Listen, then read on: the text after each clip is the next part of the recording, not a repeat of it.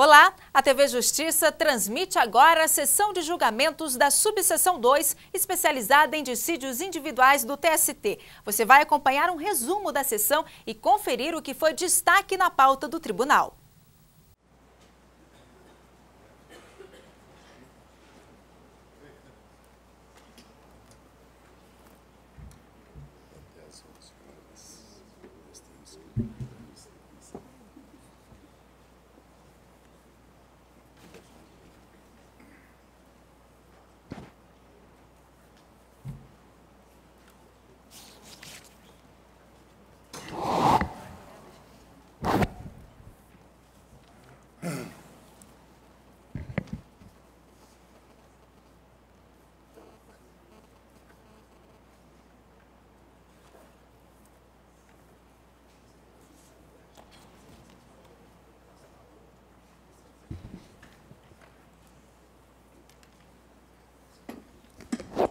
Bom dia, muito obrigado pela atenção.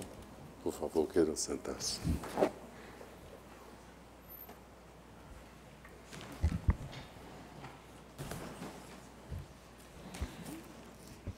Declaro aberta mais esta sessão da STI2 do Tribunal Superior do Trabalho. Cumprimento os eminentes ministros que a integram. Estendo esses cumprimentos à Sua Excelência, o Subprocurador-Geral do Trabalho, Dr. José Carlos Ferreira do Monte, senhoras e senhores advogados, um registro muito especial à Sua Excelência, o ministro aposentado do TST, Luciano de Castilho, que hoje nos honra com a sua presença, senhoras e senhores servidores, na pessoa da doutora Adriana, coordenadora de secretaria desta subseção. Relator excelentíssimo, senhor ministro Alberto Bresciani, processo RO 474, dígito 25 de 2011, em que são partes Eliana Cardoso Ferreira e Banco Bradesco S.A. Com a palavra, Sua Excelência, o eminente ministro Alberto Bresciani. Presidente, o Egrégio Quinto Regional julgou improcedente a ação rescisória ajuizada pela trabalhadora. A matéria que se coloca em foco é o merecimento de indenização por danos moral e material decorrentes de doença ocupacional. As violações apontadas são aos artigos 5º, 5, 10, 35, 54 e 55 da Constituição Federal, 818 da CLT, 333 do CPC, 53, 186, 950 do Código Civil de 2002, além do artigo 20 da Lei 8.113 de 91. Alega a autora que se deixou de reconhecer o acidente de trabalho sofrido e a sua incapacidade laborativa, indeferindo-se, por consequência, os pedidos de indenizações por danos moral e material em função de acidente que narra. A Corte Regional, em suma, senhor presidente, se reporta à súmula 410 para julgar improcedente a ação rescisória, sustentando a impossibilidade de reexame do acervo de fato dos autos no processo matriz. Também refuta a alegação de documentos novos.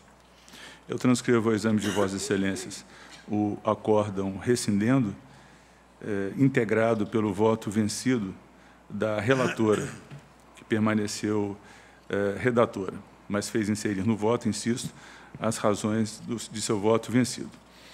E, no voto, Sua Excelência, na origem, afirmava a existência de exames de laudos periciais que afirmavam a subsistência de doença laboral, inclusive apontando a concausa para o agravamento do mal. Prova pericial que confirmou a incapacidade total. O voto da relatora restou superado pela compreensão da juíza revisora, no sentido de que o dano moral merecia prova do constrangimento moral, apesar de reconhecer a ocorrência da doença ocupacional. Disse a juíza revisora no voto prevalente, é que, conquanto tenha sido constatado o acometimento de doença ocupacional, não vislumbro data vênia qualquer prova de que tenha a autora sofrido qualquer constrangimento moral em decorrência da referida moléstia. Os fatos estão todos expressos no acórdão regional. de modo que se permite visualização, a compreensão que prepondera neste tribunal na atualidade, a compreensão de violação dos incisos 5º e 10º do artigo 5º da Constituição Federal. Por isso, senhor presidente, o voto é um pouco longo, está disponibilizado a vossas excelências. Eu vou direto ao resultado. A proposta segue no sentido de dar parcial provimento ao recurso ordinário para julgar parcialmente procedente o pedido de corte rescisório por ofensa aos artigos 5º, 5 e 10 da Carta Magna, a fim de rescindir em parte o acórdão regional prolatado nos autos do processo número 11.500-95, e, em juízo rescisório, deferir à autora a indenização por dano moral, estabelecida no montante de R$ 15.000, conforme valores praticados na jurisprudência desta Corte, e pensão mensal, com base no artigo 950 do Código Civil, definindo-se o percentual de incapacidade em liquidação por artigos, sendo devida a pensão mensal desde a data do último afastamento previdenciário para a percepção do auxílio-doença acidentário, data de consolidação das lesões decorrentes da prestação de serviços, ocasião em que a empregada ficou incapacidade para o trabalho, e perdurará até o eventual restabelecimento da trabalhadora nos termos da lei ou até que a autora complete 70 anos, conforme pedido, artigo 128, 460 do CPC. Deverá ser incluída na folha de pagamento do reclamado, sendo desnecessária a constituição de capital. Quanto ao dano moral, os juros e atualização monetária devem incidir nos termos da súmula 439 desta Corte. Quanto à pensão mensal, a correção monetária incidirá do mês da última remuneração recebida pelo Banco pela Obreira e até a data do efetivo pagamento da primeira parcela, observadas as condições previstas na súmula 381 desta Corte. Juros de mora incidirão a partir do ajuizamento da reclamação trabalhista até o mês do efetivo pagamento da primeira parcela, nos termos da legislação vigente, sendo indevida a indexação do valor deferido a título de pensionamento após pagamento da primeira parcela. Fixa o valor da condenação no processo matriz em R$ 50.000, com custas no importe de R$ 1.000 devidas pelo reclamado. Custas de R$ 20 na ação rescisória pelo recorrido, calculado sobre o valor de R$ 1.000 atribuído. Honorários advocatícios pelo recorrido em favor dos advogados da autora, no importe de 15% sobre o valor atualizado da causa. É a proposta, presidente. Pois não. Doutor Vitor Russumano, Vossa Senhoria tem a palavra, por favor. Senhor presidente, a sentença vestibular no processo matriz consigna o laudo médico pericial de folhas 424, conclui as folhas 441, item 5, que as moléstias da reclamante não são consideradas doenças ocupacionais ou relacionadas com o trabalho desenvolvido pela reclamante na reclamada.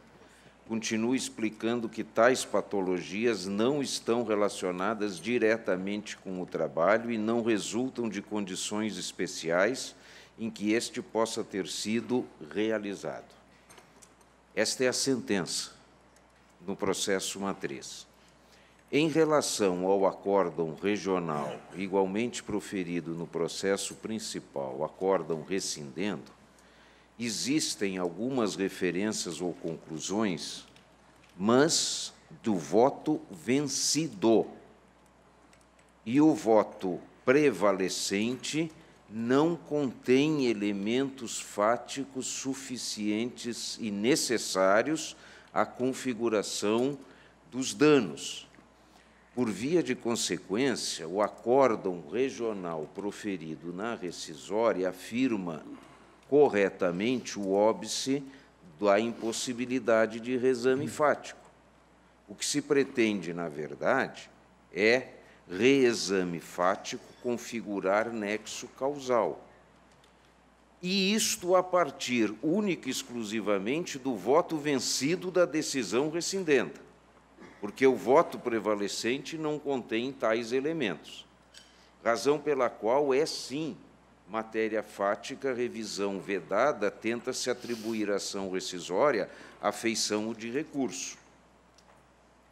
E este óbice, inclusive, ele não está motivadamente refutado e infirmado no recurso ordinário, razão pela qual tem incidência, inclusive, a súmula 422. O acórdão na rescisória matéria fática e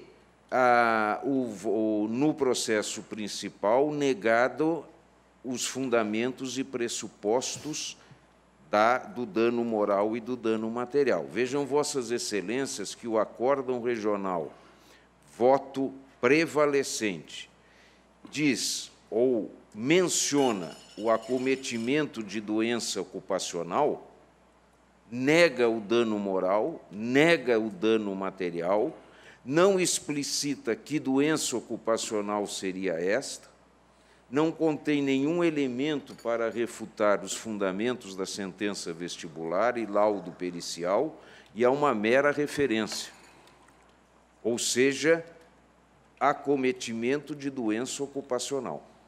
É a única premissa fática que estaria referida pelo voto prevalecente do decisório rescindendo, razão pela qual impõe-se o não conhecimento do recurso ou o seu desprovimento. Muito obrigado. Ministro Alberto Bresciani. Senhor presidente, aqui no caso, o acórdão rescindendo traz o voto vencido num corpo só.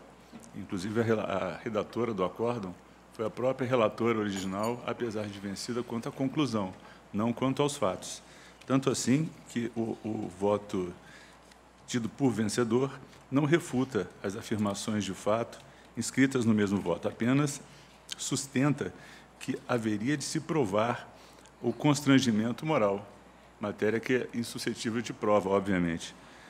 E leio para Vossas Excelências, diz o voto, diz o acórdão rescindendo, na parte em que teria ficado vencida a juíza relatora.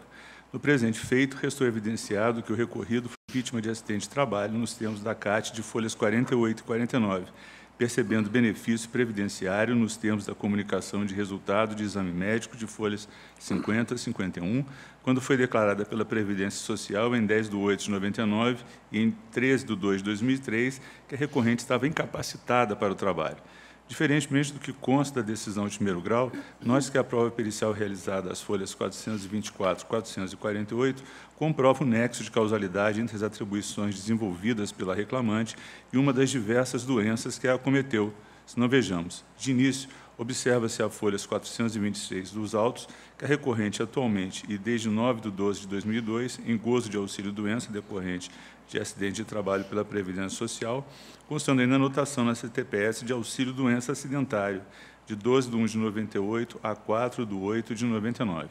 Na conclusão do laudo pericial, o expert constatou que a reclamante, no momento, apresenta quadro clínico compatível com o diagnóstico de radiculopatia, fibromialgia e tendinite da supraespinhal à direita, asseverando ainda o seguinte: a radiculopatia cervical e a fibromialgia não são consideradas doenças ocupacionais ou relacionadas com o trabalho desenvolvido pela reclamante na empresa reclamada. Tais patologias não estão relacionadas diretamente com o trabalho e não resultaram de condições especiais em que se possa ter sido realizado.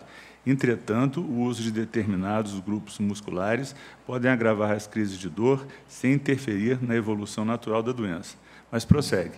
Ocorre que, quanto à tendinite de supraespinhal à direita, o laudo pericial não deixa qualquer dúvida que, durante o tempo em que trabalhou na empresa ré, a reclamante desenvolveu atividades laborativas que a expuseram a agentes de risco ergonômico de forma habitual e intermitente, com pausas compensatórias, porém, nem sempre satisfatórias e suficientes para o repouso dos grupos musculares envolvidos durante um espaço de tempo suficiente para causar, agravar e desencadear a tendinite de supraespinhoso à direita.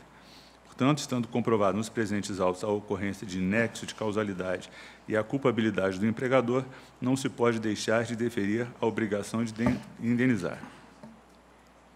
Reitero que o voto vencido apenas sustenta que, conquanto tenha sido constatado o acometimento de doença ocupacional, não vislumbro data vênia qualquer prova que tenha a autora sofrido qualquer constrangimento moral em decorrência da referida moléstia. Quer dizer, os fatos estão expostos, a prova não é necessária. Esse foi o único fundamento do acórdão rescindendo para afastar a pretensão, a condenação aos danos morais. Por isso, senhor presidente, com todas as vênias, eu mantenho a proposta. Senhor presidente, permite Vossa Excelência matéria fática? Em embargos de declaração, está esclarecido que, embora não tenha o labor da autora para o demandado desencadeado as enfermidades que a mesma porta, agravou apesar de não impedir que a demandante reste incapacitada de qualquer modo, até a incapacidade em edez. Está infirmado. Alguma consideração, ministro Bresciani? Isso está considerado no valor da indenização que eu fixei, que é baixo. Algum destaque no voto, Sua Excelência? Também aqui é o voto em que se dava provimento e que se delineia a culpabilidade, nexo de causalidade, e o voto que prevaleceu adotou tese de haver necessidade de prova da ofensa aos valores pessoais, o que a jurisprudência afasta. Então, com todas as vênias ao ilustre advogado, também acompanha o relator, e assim se decide a unanimidade. Relator excelentíssimo, senhor ministro Emanuel Pereira, processo RO 5.364, de 52, de 2010, em que são partes Sebastião Monteiro Mendes Filho e Banco Bradesco S.A. e outro. Com a palavra, Sua Excelência, o ministro Emanuel Pereira. Senhor presidente, senhores ministros, senhora ministra, aqui cuida-se de recurso ordinário interposto pelo autor, a decisão que julgou improcedente o pedido de corte rescisório. O primeiro tema, senhor presidente, é violação de lei. O recorrente insiste na procedência do pedido de corte rescisório por violação de lei. Diz que os documentos juntados com os embargos de declaração opostos ao acórdão do TRT nesta rescisória reforçam a tese das violações suscitadas na inicial. Inicialmente, senhor presidente, senhores ministros, eu entendo correta a decisão do regional no sentido de desconsiderar como prova, nesta rescisória, os documentos juntados pelo autor com os declaratórios, porque não se enquadram na hipótese da súmula 8 do TST, uma vez que eles se referem a fatos anteriores à sentença rescindenda. Ademais, não houve justo impedimento para a sua apresentação na fase instrutória desta rescisória. De outro lado, não prosperam as alegações recursais sobre segurança jurídica e violação dos princípios constitucionais, porquanto inovatórias, esbarrando no óbice do artigo 264 do CPC. Quanto à invocação de contrariedade à súmula como causa de pedir na rescisória, a pretensão não logra êxito, conforme a OJ 25 da SDI 2. E, por último, senhor presidente, o acórdão rescindendo concluiu de forma categórica pela inexistência dos requisitos necessários para a configuração do vínculo empregatício com o banco, então reclamado, especialmente no tocante à subordinação jurídica. Assim, para se chegar à conclusão diversa, seria imprescindível reexaminar o conjunto probatório dos autos de origem, o que não se admite em ação rescisória por violação de lei. Aqui a incidência da súmula 410, daí porque, quanto a este tema, estou negando provimento. Quanto ao tema erro de fato, senhor presidente, o recorrente invoca também erro de fato ao fundamento de que a decisão rescindenda considerou inexistente a subordinação jurídica em relação ao banco reclamado, o que efetivamente ocorreu. Contudo, a caracterização dos requisitos da relação empregatícia, dentre eles a subordinação, foi exatamente a controvérsia instalada nos autos de origem e sobre o qual houve pronunciamento explícito na decisão rescindenda após o exame das provas, o que afasta a configuração de erro de fato apto a deflagrar o corte rescisório. Aqui a incidência da OJ 136 da SDI 2. Estou negando provimento, também nesse aspecto. Daí porque, senhor presidente, o voto vai no sentido de conhecer do recurso ordinário e, no mérito, negar-lhe provimento. Bom, o voto por ordem é favorável ao recorrido. Peço licença à sua senhora e doutor Vitor Russomano para indagar ao doutor Carlos Alberto Pinto se há interesse na sustentação oral. pelo tempo regimental, por favor. Senhor presidente, excelentes ministros, me permite tocar num tema em que, na verdade, não se trata de considerar provas, porque as provas já estão nos autos através da ação civil pública. Esse processo tem situações inusitadas. Existe uma ação civil pública em que todos os trabalhadores, nesse sentido, foram auditados em inquérito público pelo Ministério Público do Trabalho da Regional do Rio de Janeiro. Pasmem os senhores, o parecer só nesse processo do Ministério Público, do procurador, foi contrário à ação civil pública. O autor deste corte rescisório se enquadra perfeitamente em 8 itens auditados que estão no processo da ação civil pública, sendo que um deles chega até inusitado. Todos os concessionários tinham sede em cidades extra-Rio de Janeiro. Todos trabalhavam em agência da cidade até no centro do Rio de Janeiro, sendo que diversos deles tinham sede e contadores, por exemplo, na cidade de Comendador Levi Gasparian. Na verdade, não era nem nesses termos, não era caso nem de dar vínculo, era da sociedade no Banco Bradesco, porque para ter sede no lugar desse, contadoria no lugar desse, realmente é uma fraude realmente inusitada. Esse cidadão aqui, que faz parte do patrocínio do meu escritório, foi o único entre dezenas que não obteve êxito na reclamação trabalhista dele no registro. Nessa ação civil pública que o Ministério Público ganhou, ele pede, e teve unanimidade nisso, que todos os cidadãos, todos os trabalhadores concessionários tivessem seus contratos de trabalho registrados. O banco foi, inclusive, em 2006, multado em 3 milhões a favor do FAT, por força desse tipo de situação. Eles têm 8 requisitos auditados, como eu falei, pelo próprio Ministério Público, todos se enquadram nesses 8 requisitos do vínculo empregatício. Vossas Excelências, que já estão em centenas de súmulas aqui nesse TST, imaginam o que seria uma súmula número 2 do Tribunal Regional do Trabalho, criando condições para que esse tipo de trabalhador tivesse o vínculo. A súmula número 2 da Regional do Rio de Janeiro contempla esse caso específico. O meu escritório, inclusive, como Vossas Excelências que já trabalharam como advogados, fez o seguinte: essa ação aqui é igual a dezenas de outras, mudando apenas a qualificação e, eventualmente, a admissão. Pela estabilidade jurídica, que é um dos princípios mais importantes que eu entendo nesse tribunal, e da unificação da jurisprudência, não poderia deixar de ser dado o vínculo de emprego a esse trabalhador, que se enquadra perfeitamente nessas condições todas que foram levantadas na ação civil pública e pelo inquérito. Bom, já comentei que, por acaso, até o equívoco do procurador teve um parecer desfavorável, nesse caso aqui, à ação civil pública. Esse processo aqui, ele realmente tem aspectos teratológicos. Por isso que eu rogo, suplico, que seja revisto esse tipo de decisão, porque realmente ele sai fora de todos esses aspectos. Eu nunca vi isso.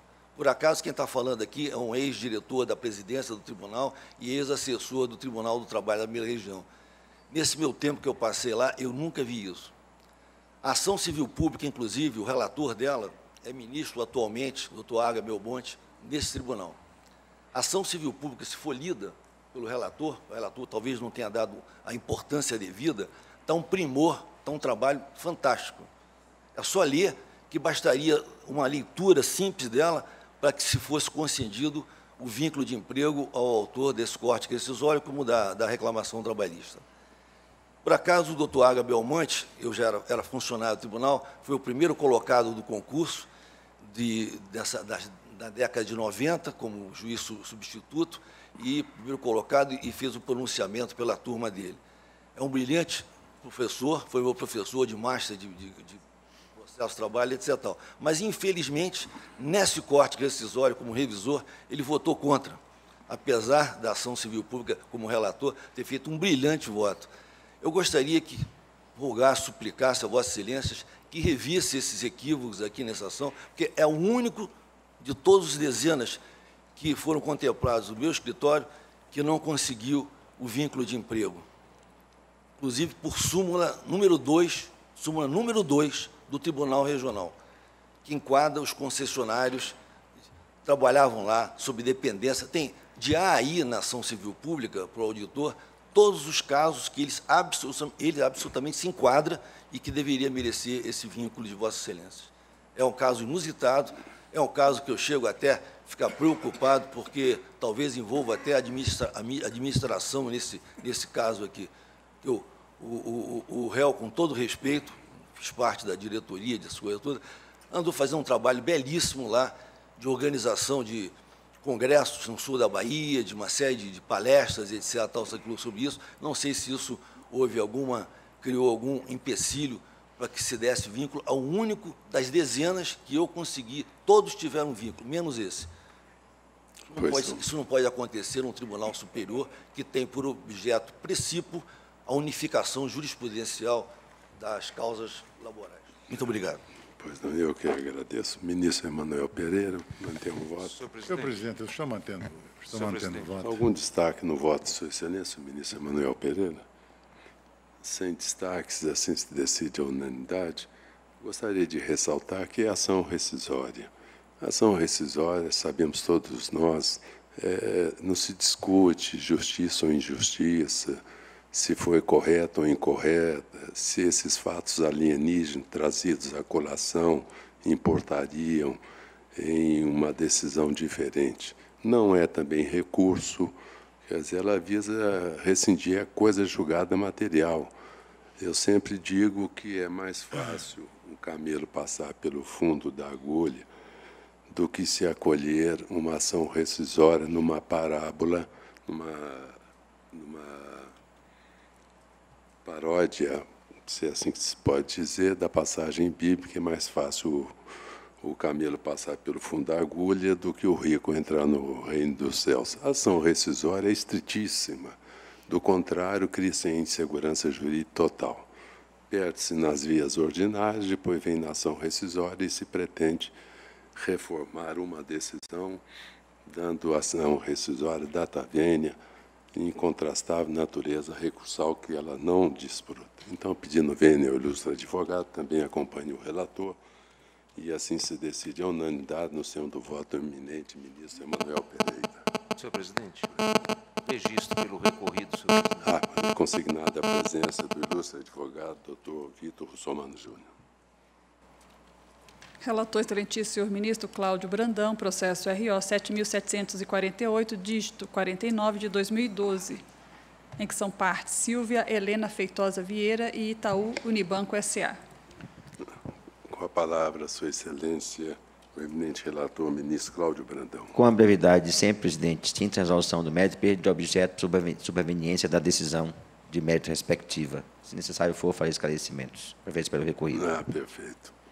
O voto é favorável ao constituinte, sua senhora doutor Vitor. Eu vou indagar dos colegas se há algum destaque. Sem destaques, assim se decide a unanimidade no senhor do voto eminente relator, ministro Cláudio Brandão. Senhor presidente, permite Vossa Excelência confirmar apenas por cautela, tenho o registro da secretaria, há um processo adiado. Eu apenas gostaria de confirmar que ele não será julgado e, se permanece adiado, relator o ministro Alberto Bresciani, é o 874-39 de 2011.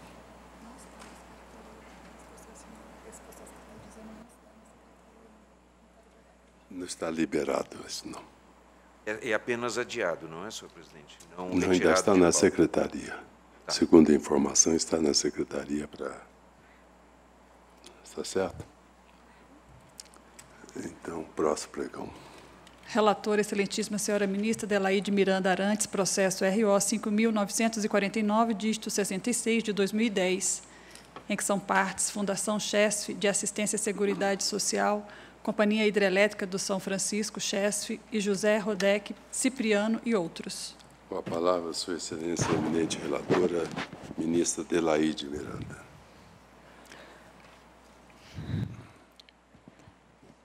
Recurso ordinário em ação rescisória, artigo 485-5 do Código de Processo Civil, complementação de aposentadoria e índice de correção monetária aplicável a julho e agosto de 1994.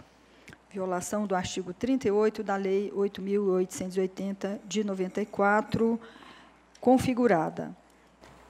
Eu vou resumir, senhor presidente, ler o meu voto na parte dispositiva. Se for necessário, eu presto algum esclarecimento.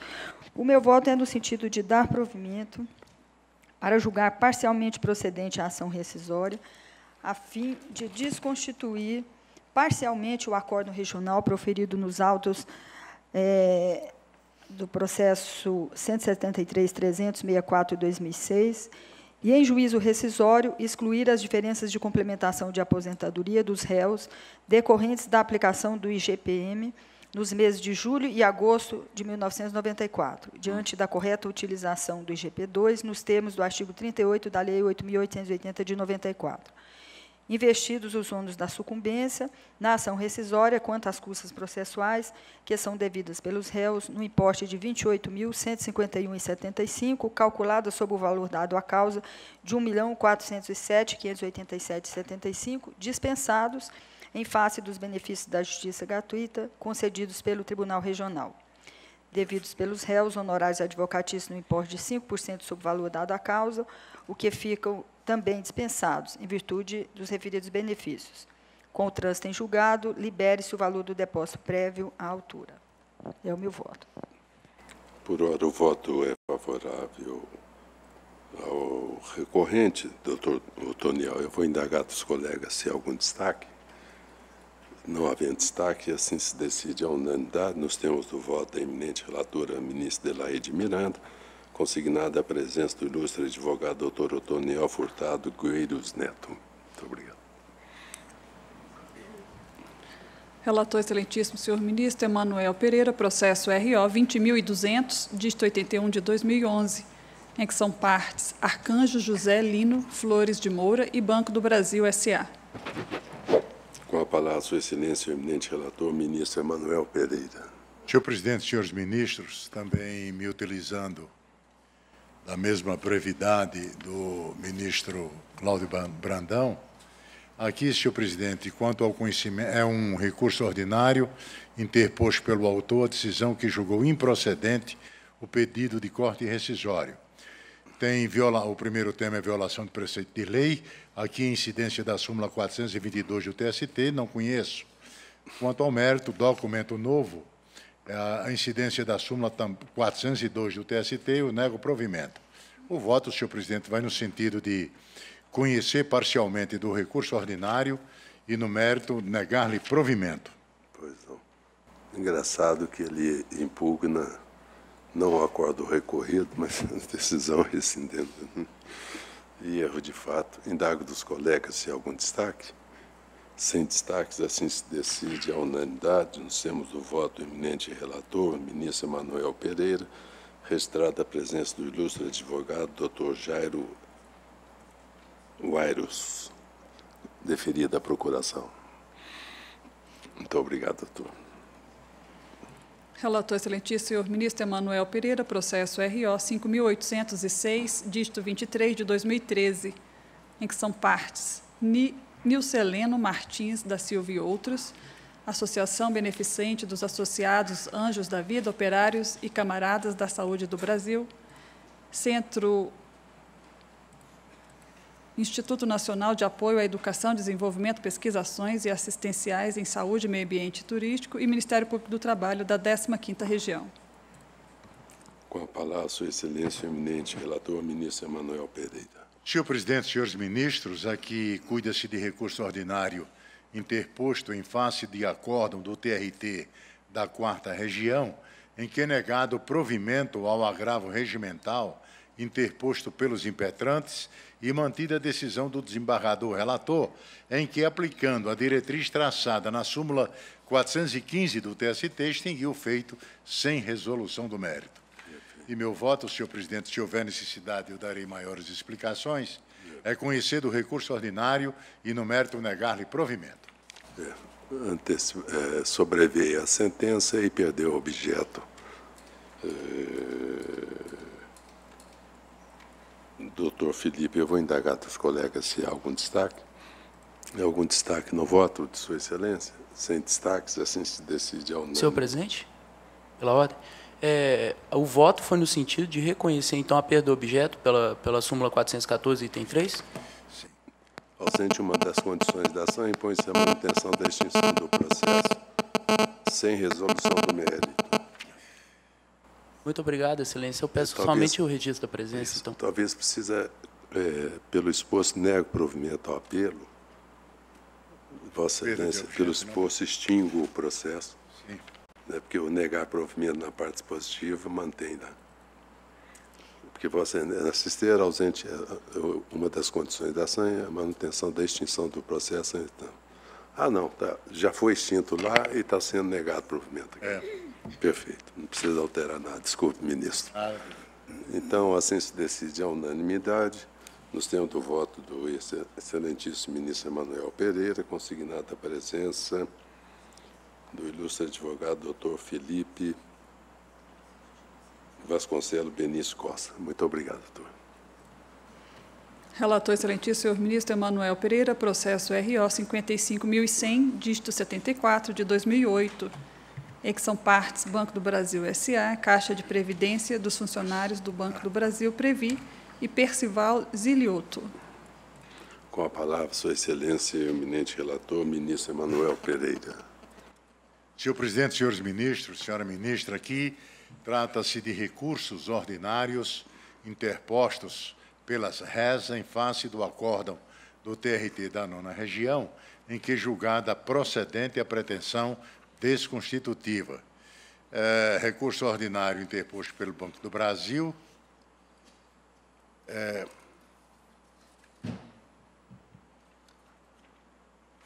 Eu digo que, no que tange ao argumento de ausência de certidão de trânsito em julgado da decisão excedenda, nego provimento, uma vez que certificado o respectivo trânsito da matéria ventilada na presente ação rescisória pela Secretaria da 4ª Turma desta Corte. Quanto aos recursos ordinários interpostos pelo réus, análise conjunta, erro de fato, configuração, o voto, senhor presidente, vai no sentido de conhecer dos recursos ordinários e, no mérito, negar-lhes provimento. Pois não. Ambos os recursos foram negados por provimento. Eu indago dos ilustres advogados se há interesse na sustentação oral. Somente o registro para o Banco do Brasil. Registro. Doutora também, muito obrigado pela atenção. Consignada a presença dos ilustres advogados doutor Jairo Airos e da doutora Sandra Diniz Porfírio, indago dos colegas se há algum destaque. Sem destaques, assim se decide a unanimidade. Nós temos no voto do eminente relator, ministro Emanuel Pereira. Relator excelentíssimo senhor ministro Cláudio Brandão, processo RO 1.212.500, dígito 09, de 2009, em que são partes Instituto Metodista de Ensino Superior e Anne Marilyn Esverzuti Barbosa. Com a palavra, Sua Excelência, o eminente relator, ministro Cláudio Brandão. Presidente, também com uma preferência pelo recorrido, a matéria envolve prescrição, aplicação de ofício, artigo 19 do CPC, matéria controvertida. Súmulas 343 desta Corte e 83 do Supremo, aliás, do Supremo Tribunal Federal dessa Corte, razão pela qual eu estou negando o provimento ao recurso. Se for necessário, também farei esclarecimentos. Perfeito. Uma preferência pelo recorrido. O voto é favorável ao constituinte, sua senhoria, o doutor José Torres das Neves. Se Vossa Senhoria me permitir, eu vou indagar dos colegas se há algum destaque. Houve divergência, Excelência. Algum destaque no voto? Sem destaques, assim se decide a unanimidade. Nós temos o voto do relator, consignada a presença do ilustre advogado doutor José Torres das Neves. Relator excelentíssimo, senhor ministro Emanuel Pereira, processo RO 5.517, dígito 90, de 2013, em que são partes Valdir Freitas Ferreira, Antônio Rodrigues e outros, HBC Técnica e Equipamentos LTDA e Metalúrgica, Bertelson S.A. Com a palavra, Sua Excelência, o eminente relator, ministro Emanuel Pereira.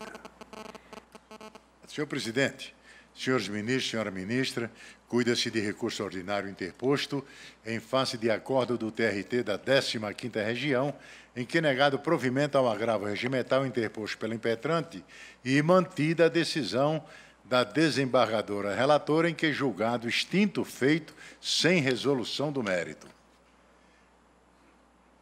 Assim, senhor presidente, digo eu que a extinção da reclamação trabalhista matriz, com o arquivamento definitivo dos autos em data posterior à impetração do mandato de segurança, resulta na perda do objeto da presente ação mandamental, que objetiva o deferimento de pedido de anotação de baixa em carteira do trabalho. Nesta linha, deve ser mantida a extinção do feito, sem resolução do mérito, já declarada na origem, nos termos do artigo 267, 6 do CPC. Pois não. É o voto, senhor presidente, conhecer do recurso ordinário e no mérito negar e provimento. Doutor Manuel Carlos, pretende sustentar? Excelência, se puder, gostaria Sim, claro. que tem umas peculiaridades nesse processo. Primeiro, eu gostaria de agradecer a oportunidade de estar aqui, fazer uma homenagem especial a Vossa Excelência, que, embora hoje no TST tenha uma abrangência nacional, veio do seio do TRT da nossa 15ª Região e de comprovada sapiência, e gostaria de deixar registrada a homenagem. A ministra Adelaide, que tivemos a oportunidade de assistir uma palestra recentemente em Paulínia, ela foi para Campinas, e tive a oportunidade de conhecê-la, cujo coreamento da sapiência e de toda a sua origem, toda a sua história, veio agora no programa muito bem feito pela Rede Globo, né, sobre Sua Excelência. Demais ministros, eu gostaria, senhor presidente, de destacar algumas questões extremamente peculiares nesse processo, que esse processo, nós entendemos que havia aí, senhor ministro Emanuel, o direito líquido e certo, que trata-se de uma metalúrgica que veio à quebra na região de Campinas, onde o direito ao reconhecimento do vínculo do impetrante, obreiro, ele vem reconhecido, ele foi reconhecido na ação matriz. Esse período que nós reclamamos aqui no MS.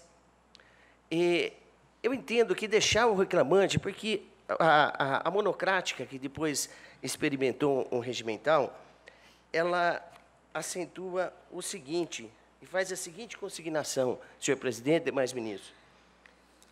Contudo, a sentença proferida no processo principal, que julgou procedente em partes pedidos, que formulou, não há qualquer determinação de anotação de baixa do referido documento.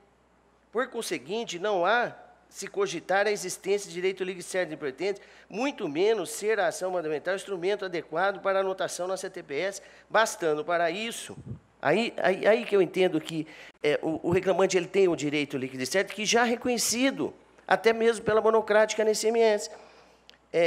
Para isso, formular ação de conhecimento de natureza declaratória, valendo lembrar que as ações declaratórias não experimentam o prazo prescricional.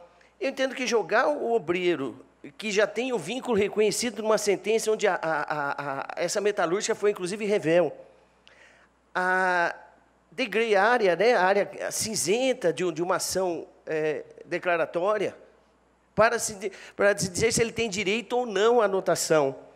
O vínculo foi reconhecido na ação matriz. O que nós estamos pedindo aqui é a anotação. E essa SDI já teve a oportunidade de julgar processo semelhante, o mandado de segurança, 666 de 2003, cuja a relatoria foi do ministro Simpliciano, que dizendo que cabe ao mandado de segurança nessa situação e que a anotação na CTPS é matéria de ordem pública e de rigor, uma vez reconhecido o vínculo. Então, é isso que está se pedindo nessa ação mandamental. Aqui não estamos discutindo o reconhecimento do vínculo. O reconhecimento do vínculo, como já exposto na exordial do MS, e nesse recurso ordinário, as folhas 113, 114 do processo principal, ela reconhece o vínculo com o pagamento dos salários. Daí o porquê nós entendemos que há o direito líquido e certo do impetrante obreiro, a anotação na CTPS, porque o vínculo está reconhecido. O que nós vamos precipitar? Não conhecimento, julgamento sem conhecimento de mérito do ICMS, ele vai entrar com ação declaratória, não vai se encontrar a reclamada, porque ela veio à quebra.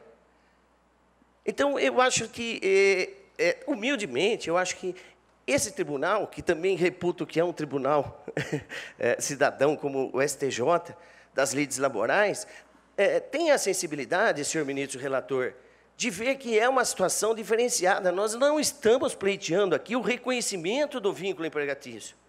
Esse já foi reconhecido. É simplesmente a anotação na CTPS, e há entendimentos regionais e até dessa Corte Superior do Trabalho, no sentido de que, por ser matéria de ordem pública, não carece nem mesmo do pedido expresso. Uma vez reconhecido o vínculo, a anotação é de rigor por ser matéria de ordem pública. Com essas considerações simples, eu gostaria de pedir que essa Corte, o senhor ministro relator, revise o voto para deferir a anotação na CTPS do vínculo já reconhecido na ação principal, na ação matriz. Com essas considerações, eu encerro a sustentação, agradecendo Vossa Excelência pela oitiva. Muito obrigado, doutor ministro Emanuel Pereira. Senhor presidente, neste processo, a reclamação trabalhista foi arquivada posteriormente à impetração do mandato de segurança.